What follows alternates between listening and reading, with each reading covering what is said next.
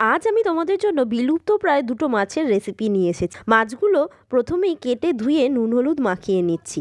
এরপর কড়াতে সর্ষের তেল দিয়ে প্রথমে বেলে মাছগুলোকে ভেজে নিচ্ছি। এরপর পুঁটি মাছটাও ভেজে নেব। এই বেলে পুঁটি এই মাছগুলো এখন আর সেভাবে দেখাই যায় না। আজকে এসেছিল তাই দু রকমই একটু একটু করে রেখে নিলাম।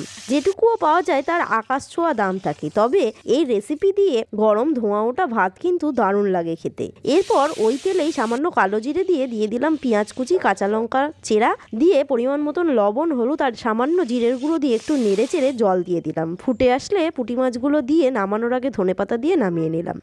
এরপর কড়াই পরিষ্কার করে আবার একটু তেল দিয়ে দিলাম কালো জিরে।